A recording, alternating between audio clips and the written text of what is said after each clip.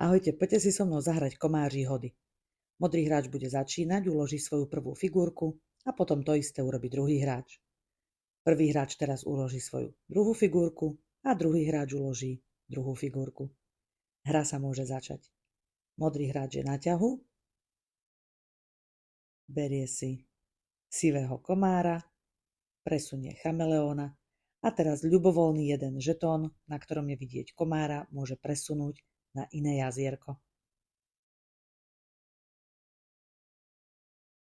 Na rade je oranžový hráč a tomu sa naskytla možnosť preletieť cez 3 jazierka a on ju využije.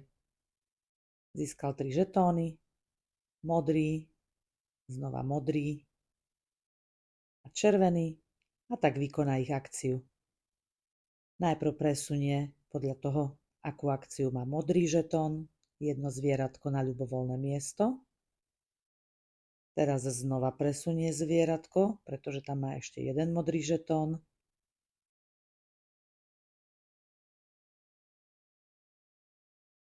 A musí si to dobre premyslieť, nie je to len tak.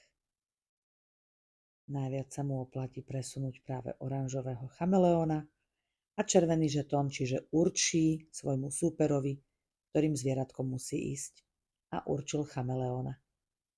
Na rade je modrý a ten si vezme modrý žetón, presunie sa a vykoná jeho akciu. Čiže musí jedno svoje zvieratko presunúť na iné miesto na hracej doske. A zvolil tukana.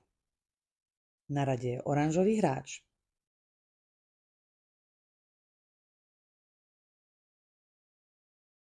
Opäť chvíľka premýšľania, aj keď nemá veľmi čo premýšľať, iba že ktorý žetón si vezme chameleón a kam sa presunie, pretože tukanom sa posunúť nemôže.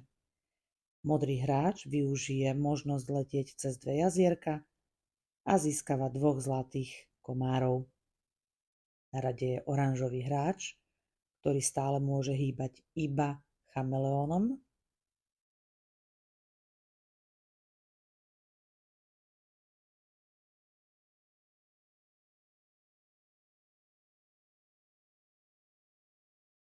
A získava zlatý žetón, presunie sa a na rade je modrý hráč.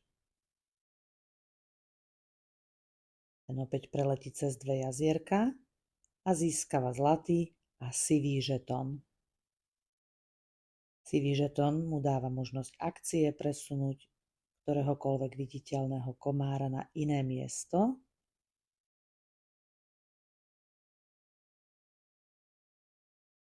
A na rade je oranžový hráč.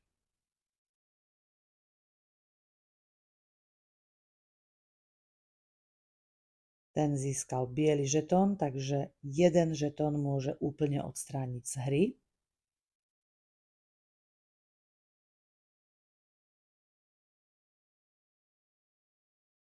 A na rade je modrý hráč, ktorý ešte raz využíva možnosť získať 2 žetóny naraz, zlatý komár a sivý komár. Takže si môže pred seba presunúť niektorého z komárov, alebo teda kamkoľvek inám sa rozhodne. A on šlohne komára tukanovi spod nosa a dá ho sebe. Na rade je oranžový hráč, ten získava zlatý žetón, presunie sa. Modrý ide tukanom, získava zlatý žetón a na rade je oranžový hráč a získava červený žetón. Takže teraz môže určiť, teda musí určiť, ktorým zvieratkom sa musí pohnúť modrý hráč.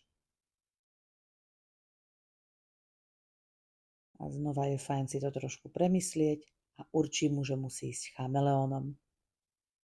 Ten získava zlatý žetón, presunie sa a na rade je opäť oranžový hráč. Vezme si zlatý žetón a presunie sa. Modrý získava tukanom ďalší zlatý žetón a na rade je oranžový. Aj ten získava zlatý žetón, presunie sa. Modrý sa nemôže pohnúť tukanom, takže má jedinú možnosť ísť chameleónom. A oranžový zase môže ísť iba chameleónom. Získava zlatý žetón.